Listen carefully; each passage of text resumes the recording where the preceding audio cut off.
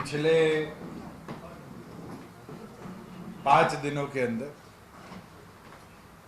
हमारे राष्ट्रीय अध्यक्ष के आदेश अनुसार सरदार निशांत सिंह जी और मेरी जिम्मेवारी लगाई गई कि प्रत्येक लोकसभा के संगठन के पोस्ट होल्डर से चर्चा हो।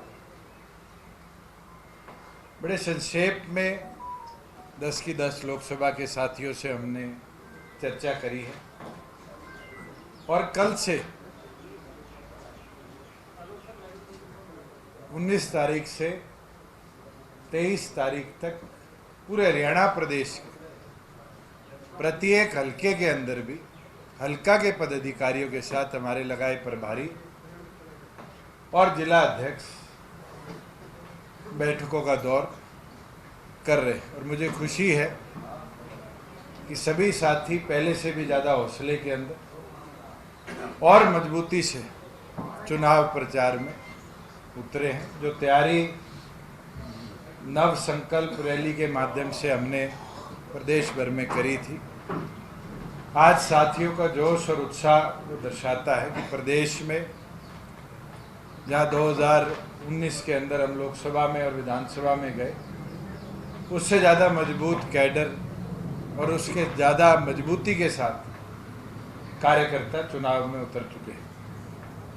उसी चीज़ को आगे ले जाते हुए डॉक्टर अजय सिंह चौटाला के जन आक्रोश यात्रा के साथी रहे, नांगल चौधरी से विधायक रहे, राव बहादुर सिंह जी आज जननायक जनता पार्टी में औपचारिक तौर पर शामिल हो रहे हैं। मैं चाहूँगा कि पार्टी के प्रदेश अध्यक्ष उनको पार्टी में शामिल करने का काम करें।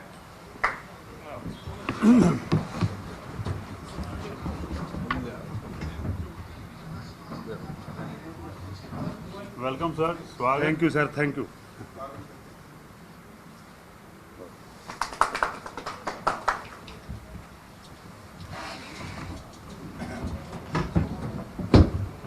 और जिस तरीके से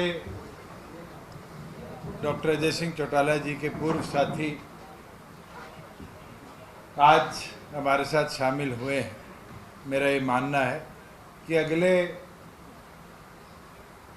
जो 68 दिन से कम का सफ़र लोकसभा की पोलिंग में बचा है, अनेक ऐसे साथी भी जननायक जनता पार्टी में शामिल होंगे जो शायद पहले अलायंस की वजह से ये सोचते हो कि वो विधानसभा सीट या लोकसभा सीट शायद अलायंस में रह जाए। मैं तो ये मानता हूँ हमारा जो लक्ष्य उद्देश्य है वो प्रदेश के अंदर संगठन को सबसे बड़ा वोट शेयर के अंदर संगठन बनाना है। और उसके उपरांत 5.5 सालों से सभी कार्यकर्ताओं ने काम किया और इस दौरान जब फील्ड में गए तो एक उदाहरण बहुत अच्छा दिया एक अम्बाड़ा के साथी ने कि जी पिछले साल बाढ़ आई थी और जीरी की फसल बर्बाद हो गई थी, आपने मुआवजा भिजवाया, क्या किसान ने जीरी लगानी छोड़ दी? वो तो अगले दिन ही पनीरी लेके आया, बो दी और फल भी उससे डेढ़ा आ गया। तो मैं उस चीज़ से तो एक चीज़ मान चुका कि जो जोश हिसार में साथियों ने दिखाया है और जिस प्रकार से लोकसभा के सभी साथियों ने अपनी बात रखी है और अब विधानसभा की जैसे जैसे मीटिंगें होगी, चौधरी देवीलाल का सिपाही वो किसान है जो पहले भी से भी ज़्यादा मजबूती के साथ अपनी सिंचाई भी करेगा और संगठन की ताकत को और ज़्यादा बढ़ाने का काम करेगा। और हमें तो बहुत अच्छा समय लोकसभा की तैयारी के लिए मिल गया।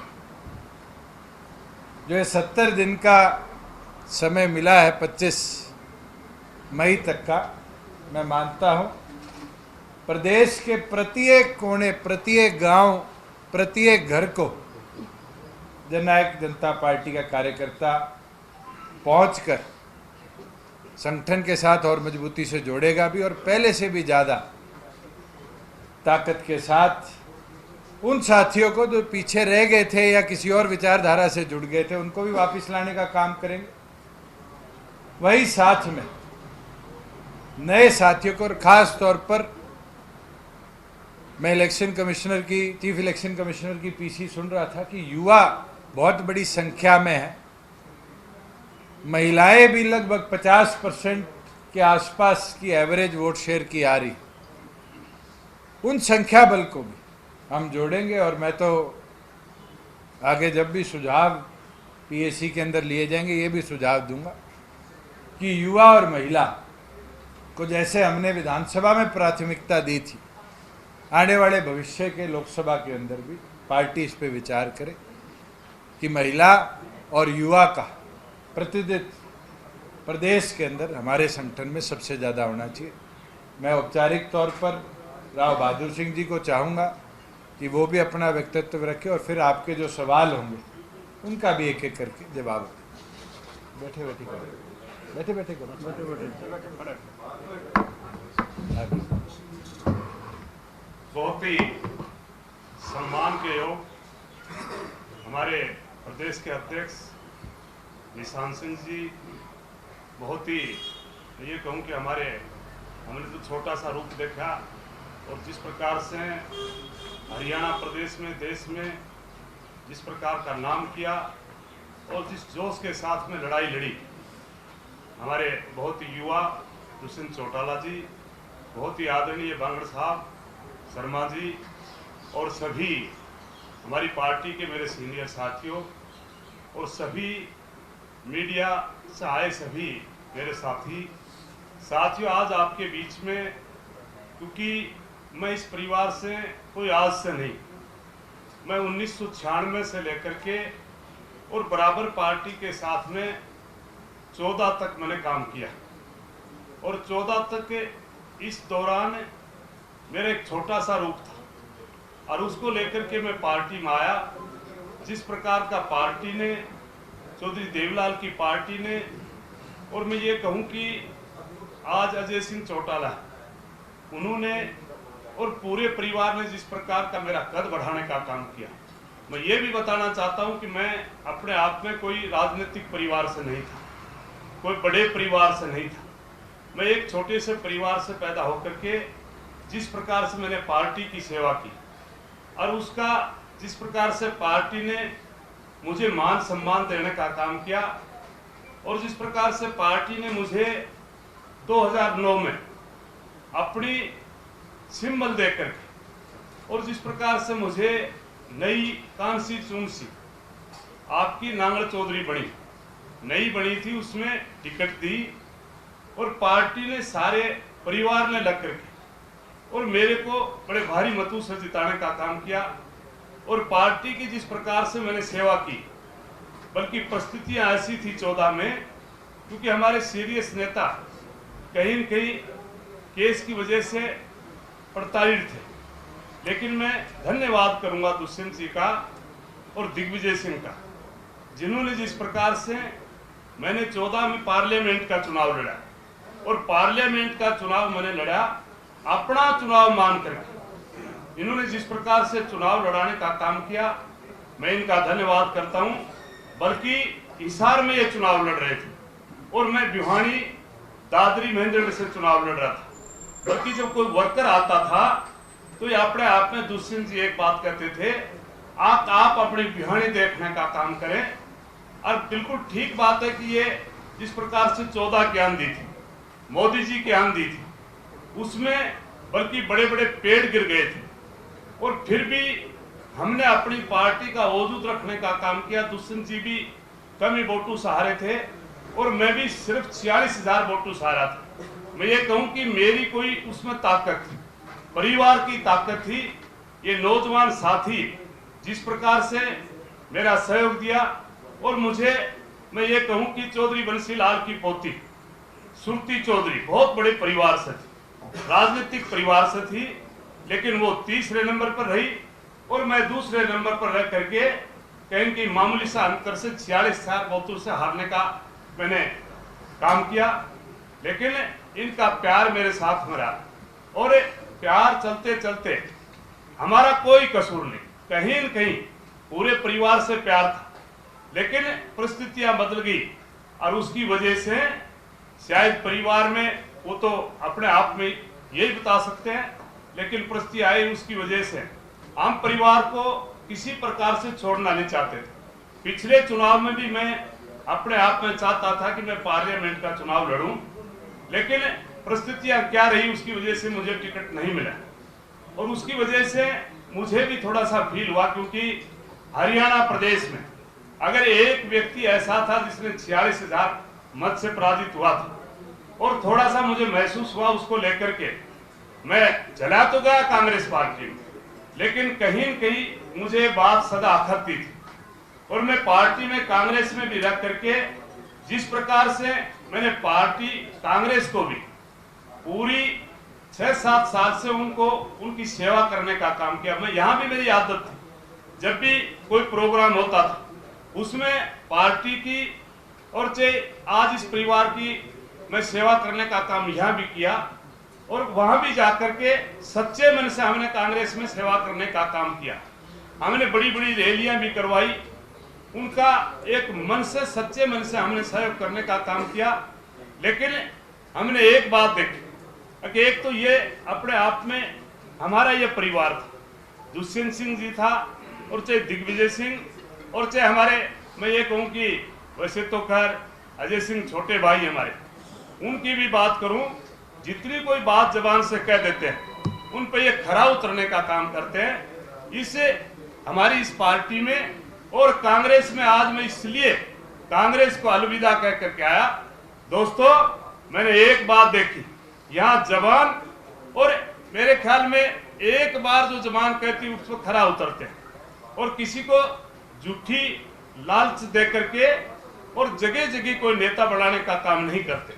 और मैंने वहां माननीय भूपेंद्र सिंह हुड्डा जी के रहनुमाई में काम किया। माननीय मैं ये कहूं कि अपनी बहन मान करके आशा हुड्डा जी के साथ में काम किया, हमने उनको भी प्रोग्राम में लाए।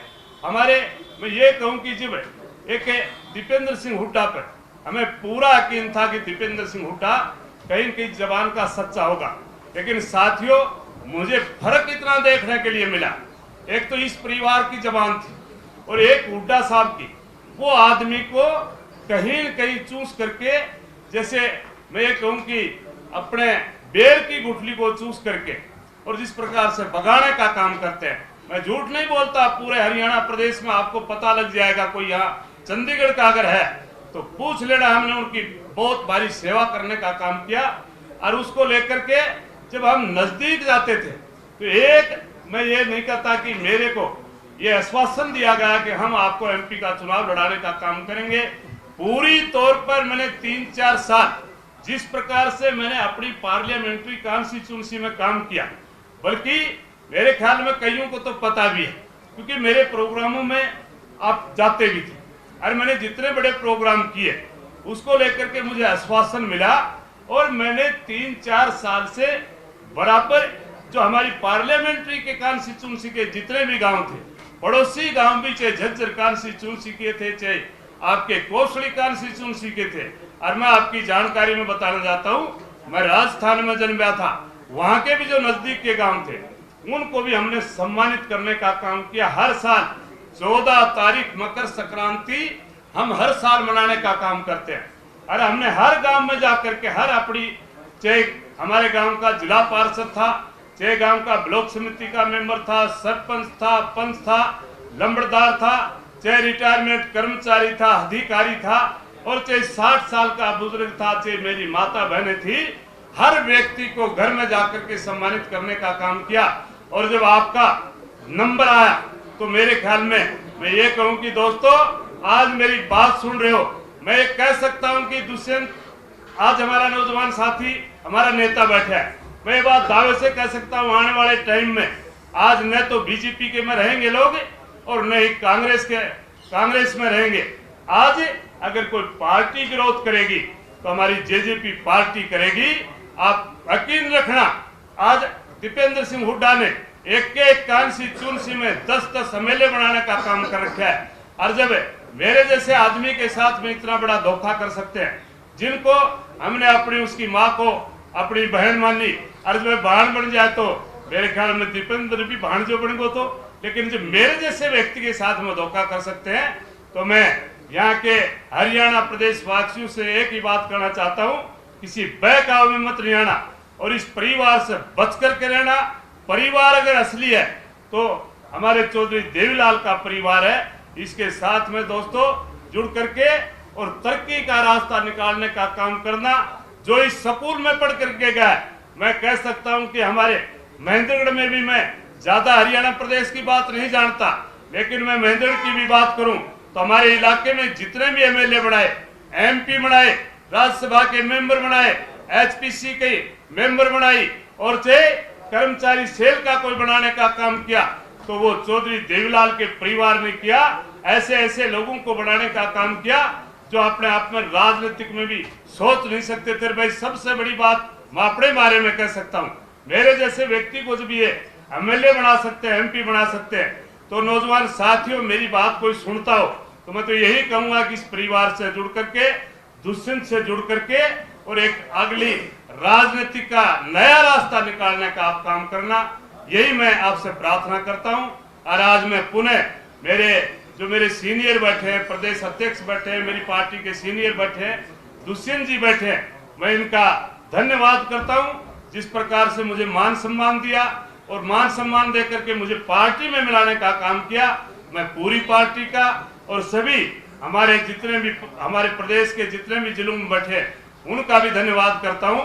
आपने मुझे मान सम्मान देने का काम किया, आप सभी का बहुत बहुत धन्यवाद। बहादुर जी, अभी यहाँ कोई टिकट का कोई वादा हुआ है आपसे? नहीं, मैं टिकट, यहाँ कोई टिकट का वादा नहीं, टिकट का वादा वहां था, यहाँ कोई टिकट का वादा नहीं। मुझे अगर ये सिपाही भी बना करके रखेंगे तो सिपाही बन करके रहूंगा। मौजूदा सांसद उनके बारे में आपने कुछ नहीं बताया, उनके काम अच्छे हैं, बुरे हैं, क्या है? मौजूदा सांसद जिस प्रकार से मोदी जी जिनको अपने आप में बीच में लेकर के आया था, हमारे मौजूदा सांसद ने काम कुछ नहीं किया, एक भी काम नहीं किया, मिलने के लिए भी लोगों के बीच में नहीं रहा। वो तो आप जाकर के लोगों को पूछोगे। मैं जरूर हर साल अपने आप में हर परिवार में जाकर के दुख सुख की बात करता हूँ। मैंने कोई ये तो बड़ा काम तो नहीं किया, लेकिन सम्मान जाकर के मैंने हर गांव में करने का काम किया। किसकी लहर है आपकी राय? मैं तो ये कहूंगा कि हमारी जेजेपी पार्टी की लहर है। कोई और सवाल? तो ये सर आप राव साहब, ये हुड्डा साहब ने किया हुआ था कि आप बेंगरा का अभी तक तो टिकट आई नहीं है, तो क्या आपको पहले ही आभास हो गया कि आपकी छुट्टी कर लेंगे? शायद जब कोई किसी अदालत में जाते हैं और अदालत में जाते हैं तो पहले मेरे ख्याल में पता लग जाता है तेरा वकील कितनी सपोर्ट कर रहा है। तो मुझे इस बात का अंदेशा हो गया था कि मेरा वकील बिल्कुल कहीं न कहीं बिकाऊ होकर के और मेरे को छोड़ गया और किसी और का साथ है। तो जो आप ये कह रहे हैं ये सिर्फ आपके अपने की है या पूरा प्रदेश में ऐसा होगा, जिस तरह मेरे साथ हुआ वैसा ही सबके साथ होगा, इसलिए सचेत रहने का काम। और किसके साथ नाम तो बताइए। नहीं, मैं तो आप ये मैं थोड़ी बताऊंगा। हर कॉन्स्टिट्यूंसी में जाओगे, मेरे महेंद्रगढ़ की बात करूं, विधानसभा की। राव साहब, आपने 10-10 एमएलए वाली बात की थी। हर क्षेत्र में दीपेंद्र ने 10-10 एमएलए संभावित टिकट के नाम पे जोड़ा हुआ है। तो इसका मतलब कांग्रेस में क्या ऐसा चल रहा है वाकई में कि 10-10 जगह हर जगह उम्मीदवार बना दिया गया? हाँ, बिल्कुल। मैं जो सच्चाई बता रहा हूँ, मैं मेरे जिले की बता रहा हूँ, भिवानी की बता रहा हूँ। क्या मतलब? मैं ये कह रहा हूँ कि एक कॉन्स्टिट्यूंसी में 7-7, 8-8 आदमियों को एमएलए बढ़ा करके खड़े कर रखे हैं, उनको आश्वासन दे रखा है और उनको ये कह रखा है कि तेरे को लड़ाएंगे, और जब मौका आएगा तो मेरे ख्याल में तो मेरे से समझ जाएंगे सारे, अभी दुष्यंत के साथ में लड़ने का काम करेंगे। मैं तो ये कहूंगा कि कांग्रेस नाम की तो कोई चीज नहीं। अगर संगठन जब तक ये नहीं बनाए 10 साल में, 10 साल से ये प्रदेश अध्यक्ष तो बढ़ा देते हैं, लेकिन कोई बॉडी इन्होंने गठित करने का काम नहीं किया। जबकि हमारी छोटी पार्टी थी, 5-5.5 साल पहले पार्टी बनी। जिस प्रकार से संगठन बनाने में इन्होंने मजबूती दिखाने का काम किया, आज कांग्रेस में है क्या? संगठन नाम की कोई चीज नहीं। हर आदमी अपने आप में नेता मानता है, हर आदमी अपने आप में। दीपेंद्र सिंह तो वास्तव में ही कई कईयों को टिकट बांटता है। तो अगर इतने लोग मैं आपके पास- एक चीज जरूर बोलना चाहूंगा, जो राव बहादुर सिंह जी ने भी चीज कही। आज वास्तविक में कांग्रेस की ऐसी हालत है, और मेरे ख्याल से प्रेस के साथियों ने भी पिछले कई वर्षों में कई प्रदेश अध्यक्षों से यही बात पूछी है कि संगठन कब आए। जो इनके प्रदेश प्रभारी है, क्या नाम है, बावरिया जी, दीपक जी से ये तो पूछो कि वो तारीख पे तारीख दे जाते हैं, हफ्ते बाद, 10 दिन बाद, 15 दिन बाद संगठन आएगा। मुझे लगता है कि उदय भान जी का फेलियर नहीं है, ये कांग्रेस का फेलियर है कि उनके प्रदेश अध्यक्ष बनने से लेकर अब तक 22 जिला अध्यक्षों की नियुक्ति वो नहीं करते। और कोई भी ऑर्गेनाइजेशन जो है उसकी मेहनत होती है कि सरकार बने। सरकार से संगठन नहीं बनते, संगठन से सरकार बनती। और ये बड़ा महत्वपूर्ण चीज है कि कांग्रेस का पतन और खात्मा देश से इसलिए हो रहा है कि आज उनमें आत्मविश्वास नहीं है कि उनके पास संगठन भी खड़ा होता है। और मैं एक चीज जरूर बोलना चाहूंगा, पिछले कई दिनों से हुड्डा साहब ये बयान दे रहे हैं कि ये वोट काटेंगे, वोट काटेंगे। राजनीतिक आदमी की 5 साल की फसल है, और ये तो किसान भी नहीं छोड़ता कि मेरे फसल को पड़ोसी किसान काट ले जाए, वहां भी जेड़ी लेके खड़ा हो जाता है। तो क्या इनेलो को हमारी फसल काटने देंगे हम? कांग्रेस को काटने देंगे? बीजेपी को काटने देंगे? आज एक संगठन के तौर पर जो 5.5 साल में एक एक कार्यकर्ता ने मेहनत करी है, आज खड़े होकर उसकी मेहनत को प्रदेश भर में हम दिखाने का काम करें। और मैं प्रेस के साथियों से भी पूछना चाहूँगा, क्योंकि ये बारी बारी चीज लिखी आती है। 2019 के अंदर 3 चुनाव जननायक जनता पार्टी ने लड़े। उपचुनाव जींद का लड़ा जब एक चुनाव चिन्ह था। लोकसभा में 6.25 लाख के आसपास वोट आए थे जब दूसरा चुनाव चिन्ह था। और फिर विधानसभा में 15% वोट मिले, तीसरा चुनाव था। आज तो हमारे पास स्टेबिलिटी है, और ये विश्वास है कि हरियाणा के अंतिम घर तक भी अगले 30 दिनों में हम चाबी को पहुंचाने का काम करेंगे नॉमिनेशन से पहले, और संगठन की ताकत को पूरी तौर पर दिखाएंगे। और जो लोग कहते हो कि चुनाव किसके आगे लड़ेंगे, एक चीज मुझे खुशी है, आज करनाल लोकसभा की मीटिंग थी, सर्वसम्मति से लोगों ने कहा कि मनोहर लाल जी के सामने भी मजबूत कैंडिडेट उतारना चाहिए और मजबूती के साथ करनाल की सीट लड़नी चाहिए। ये उनका जोश है, हौसला है। और हमें भी खुशी है कि 10 की 10 सीटों में एक साथी ऐसा नहीं मिला जिसने ये कहा हो कि मैदान छोड़ दे। सबकी ये सोच थी कि अगर मैदान छोड़ दिया तो 90 दिन में दोबारा साथी वापस नहीं आएंगे। मजबूती के साथ इस ताकत को, लड़ाई को आगे ले जाने का काम करो। और मुझे लगता है कि आज राव बहादुर सिंह जी के साथ आने से हमें एक ताकत मिली है, और अब ये दौर अगले 2 महीनों के अंदर प्रदेश भर में चलाएंगे। जहाँ कोई साथी पीछे बिछड़ा हो या रह गया हो उसको भी लाने का काम करेंगे, और नए साथियों को भी जोड़ेंगे। नगर तक पहुंचाएंगे आप, लेकिन सत्ता का ताला जो है इस बार आप ही के हाथ में रहे, इसके लिए इस बार ताला भी हम लाएंगे और चाबी भी मारी लगाएंगे। ये चीज तो मैं अश्योर कर सकता हूँ। जब हम 11 महीने में चुनाव में गए थे, जब मैं ये बात कहता था कि हमारी चाबी ताला खोलेगी, और वो खोला। सरकार तो आज भी बीजेपी बना पाई, मगर उसके बावजूद भी स्टेबिलिटी जो थी 4.5 साल हमारे साथ मिल पाए। मैं तो बेचारे निर्दलियों की सोचता हूं आज के, जो 4.5 साल तो ये सोच रहे थे हमारा नंबर आओगा, हमारा नंबर आओगा। और कल के कैबिनेट एक्सपेंशन के बाद तो ये चीज साफ होगी, थारा नंबर को नहीं आवे। आप उनसे तो पूछो। हम तो आज भी हौसले के साथ प्रदेश के हित में कैसे कार्य है उस पर काम करें। और मैंने तो पिछली प्रेस कॉन्फ्रेंस में भी आपके माध्यम से आग्रह किया था नए मुख्यमंत्री से कि आप मुआवजा राशि कोड ऑफ कंडक्ट से पहले किसान के खाते में ट्रांसफर करने का काम करो। आज कोड ऑफ कंडक्ट लग गया। आप ये सोचो, जहाँ ओलावृष्टि हुई थी, फसल बर्बाद हुई थी, वहाँ अब किसान को 90 दिन का इंतजार करना पड़ेगा, क्योंकि नई सरकार ये टाइमली डिसीजन नहीं ले पाई कि गिरदावरी की रिपोर्ट पे पैसा सैंक्शन होना चाहिए। हल्का वाइज बैठकों के लिए जिला अध्यक्षों को अधिकृत किया गया है, उनके साथ प्रभारी लगाए गए हैं।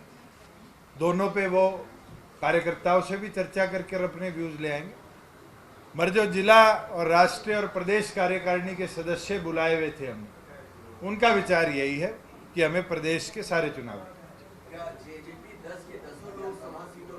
ये फैसला जो हमारी 10 लोकसभा की सीटों की रिपोर्ट है, सरदार निशांत सिंह जी को अधिकृत हमने किया है कि पीएसी को दे दे। पार्लियामेंट्री बोर्ड जो फाइनल करेगा उस अनुसार फिर पार्टी के आगे। अमित शाह जी का एक इंटरव्यू, आपने टीवी इंटरव्यू सुना होगा, जजपा को लेकर के जब सवाल किया गया, उनका कहना था कि हमारा आपस में कोई इस तरीके का झगड़ा नहीं है, बस वो सीट की डिमांड ऐसी कर रहे थे कि हम नहीं दे सकते थे। क्या आपकी होगा? मैंने तो हिसार रैली में ही बड़े क्लियरली बोल दिया था कि हमने महेंद्रगढ़, भिवानी और दूसरी हिसार लोकसभा सीट मांगी थी, उस पे सहमति नहीं बनी। भारतीय जनता पार्टी ने यह निर्णय किया और मुझे नहीं लगता उससे अलग कोई बीजेपी के भी साथी ने बोली होगी। पर मैं एक चीज जरूर कि हरियाणा प्रदेश के नए मुख्यमंत्री ने एक बात कही कि हमारा सरकार का गठबंधन था।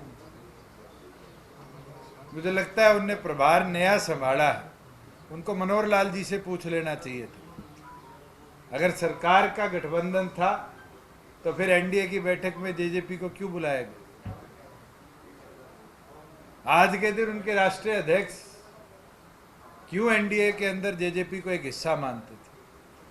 और हमने तो पहले दिन ये निर्णय कर लिया था 12 तारीख को ही कि जननायक जनता पार्टी नई गवर्नमेंट के फॉर्मेशन का हिस्सा नहीं बनेगी, एनडीए का हिस्सा नहीं रहेगी। एक ये चर्चा आई है सर कि आपसे इस्तीफा देने के लिए कहा गया था, लेकिन आपने मना कर दिया, उसके बाद फिर सरकार डिसॉल्व बनी। चर्चाएं तो पता नहीं क्या क्या आएंगी और क्या क्या रही होंगी और क्या क्या आगे बनाई जाएंगी। मैं एक चीज आपको स्पष्ट कह देता हूं कि हरियाणा गवर्नमेंट का नेतृत्व मनोहर लाल जी कर रहे थे। जब चीफ मिनिस्टर रिजाइन कर देता है तो काउंसिल ऑफ मिनिस्टर के रेजिग्नेशन ऑटोमेटिकली हो जाती है। जैसे ही मनोहर लाल जी ने रिजाइन किया, मैंने उसी समय अपना ऑफिस हो, अपना स्टाफ हो, सारा रिलीव कर दिया था। मुझे कोई लालच नहीं था कि हम बैठे रहे या उस सरकार के चिपके रहे, उस कुर्सी के बैठे रहे। 1 मिनट भी नहीं लगाया था और आप सभी साथी दिल्ली थे। और ना आज शौक, अगर कार्यकर्ता मेहनत करेंगे तो हम इससे बड़े नंबर्स के साथ आएंगे, इससे बड़ी पावर के साथ आएंगे। ये तो कार्यकर्ताओं की मेहनत पर है। 4.5 साल अगर हमने काम किया तो हरियाणा के हित में काम किया। आज मैं मांग करता हूं, पहले तो मांग भी कोई करने वाला नहीं था। आज किसान की सरसों आ चुकी है मंडी के अंदर।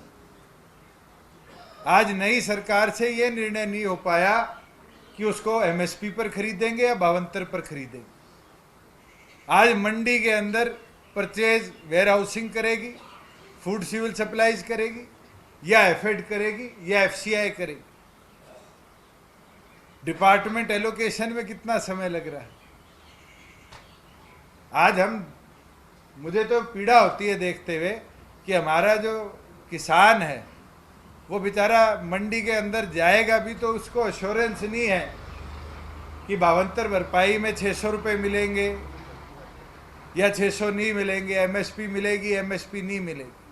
4.5 साल में हरियाणा प्रदेश के फार्मर को कभी ये चिंता करने की जरूरत नहीं हुई। 4.5 साल हमने प्राथमिकता के तौर पर किसान को समृद्ध बनाया, ताकत दी। और आज खुशी के साथ कहता हूँ 1 लाख करोड़ रुपया जो कोई नहीं कर पाए, किसान के खाते में डीबीटी कर दिए थे। और मैं तो चाहूँगा नायब सैनी जी से, मंत्रालय आज के दिन तो क्योंकि किसी को डिवाइड वर्क हुआ ही नहीं उनके पास है, कि आप चंडीगढ़ बैठिए, किसान के बारे में इस पे निर्णय लीजिए। ये हरियाणा भ्रमण से ज़्यादा जरूरी प्रिक्योरमेंट है, और प्रिक्योरमेंट अगर नहीं ढंग से होती तो आप कृषि वर्ग को अंधकार में डालने का काम। नई कैबिनेट को कैसे देखते हैं? मंत्री बनाए गए, कल आप अभी तो परफॉर्मेंस का टाइम ही नहीं है, कोड ऑफ कंडक्ट लगा हुआ है, कोई निर्णय नहीं लिए जा रहे। और निर्णय लेने का टाइम आएगा, विधानसभा के चुनाव आ जाएंगे। इस शॉर्ट स्पैन में किसी को रेट करना मुझे लगता है हमारे लिए बहुत जल्दबाजी होगी। सर आप एनडीए का पार्ट अभी भी है या नहीं है? और नहीं, मैंने तो पहले दिन बड़ा क्लियर कर दिया था कि हम नई गवर्नमेंट फॉर्मेशन का पार्ट नहीं है और हम एनडीए का पार्ट नहीं है। अनिल भी जिस तरीके से मंत्रिमंडल से जो है वो नदारद है, उन्हें मंत्रिमंडल में भी शामिल नहीं किया गया, किस तरीके से देखते हैं उनका क्या भविष्य जो है वो आप देखते हैं? कि हमारे साथ सीनियर कैबिनेट के साथी रहे हैं, उनका अनुभव बड़ा अच्छा रहा। मेरे तो साथ में बैठा भी करते थे विधानसभा में। अब बीजेपी ने क्यों ये निर्णय लिया है, इसके ऊपर तो भारतीय जनता पार्टी करे। मैं तो मानता हूं कि हमारे साथ साथ एक अनुभवी मंत्री को भी ओहदे से हटना पड़ा। उनका नुकसान होगा आपको लगता है? धरातल पे कहीं भारतीय जनता पार्टी आंकलन करे। हमारे संगठन के किसी साथी का मंत्रालय गया है और उसको नुकसान होगा, इस पे तो मैं जवाब दे सकता हूँ। एक सवाल था सर, अभी आप 3-4 दिन पहले संत कुबीर गए थे, आपने मुलाकात भी की। आप शायद उस दिन प्रेस कॉन्फ्रेंस में नहीं थे, मैं दोबारा रीएट्रेट कर देता हूँ। मेरी उम्र 35 साल है, मनोहर लाल जी 70 साल के थे। हम 4.5 साल बिना कोई कागज फेंके, उल्ट सिट बोले, बड़े अच्छे तरीके से प्रदेश की सरकार को हमने चलाया है। कभी लड़ाई झगड़ा नहीं हुई, और ये हमारे संस्कार हैं। शायद आपके भी घर में सिखाए हो बड़ों ने कि अगर रिश्ते अच्छे रहे तो किसी का धन्यवाद करना, आभार करना जरूरी होता है। मैं तो सिर्फ संस्कारी तौर पर उनका थैंक यू बोल के आया था, और मुझे लगता है कि उनका जो अनुभव मेरे साथ रहा है, मेरा उनके साथ रहा है, एक दूसरे से हमने बहुत कुछ सीखा। आपने एक बयान भी दिया था रैली में, आपने रैली में एक बयान भी दिया था, दाद गई खूंटा भी पाड़ लेगा। कोई देसी कहावत है, मेरी माँ ने मेरे को सुबह सुबह बोली, तू तो हट ही रहा था, कईयों को हटा ले गया। और आज मैं रिजल्ट देखता हूँ, हम तो 1 2 3 थे, तीनों ही हट गए। कोई इसमें संशय मतभेद तो है ही नहीं कि मैं अगर सरकार से अलग हुआ या गया तो मेरे साथ मनोहर लाल जी भी गए, विद साहब भी गए, और तो और नीचे बेचारे सारे एमओएस भी गए।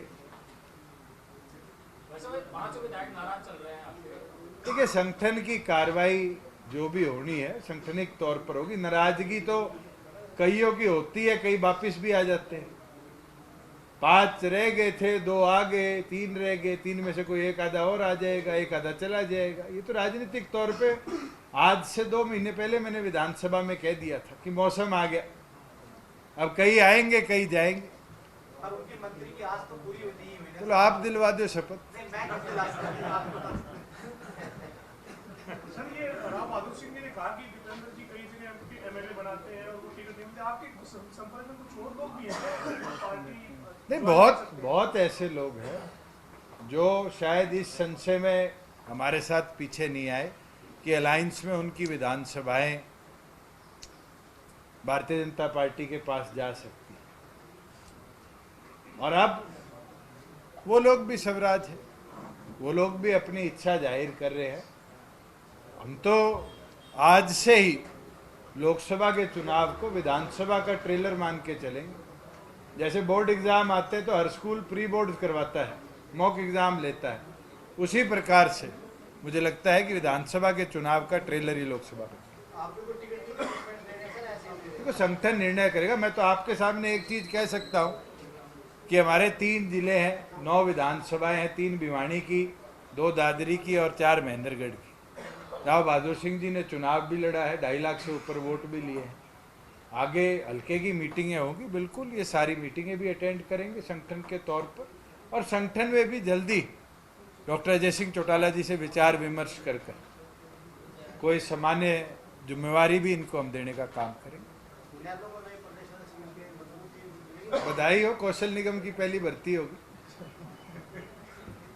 ये तो मेरे ख्याल से पहली बार हुआ होगा किसी संगठन में जो लोग संगठन छोड़ के गए री एंट्री के अनुसार पहले पद की जिम्मेवारी दी गई, चाहे वो नफे सिंह राठी जी रहे हों पहले, वो भी चौटाला साहब को छोड़ के गए थे और उसके बाद उनको प्रदेश अध्यक्ष बनाया था, चाहे आज जिम्मेवारी रामपाल माजरा जी की को मिली हो, वो भी छोड़ के गए थे और उनको भी री एंट्री करते ही प्रदेश अध्यक्ष जैसी।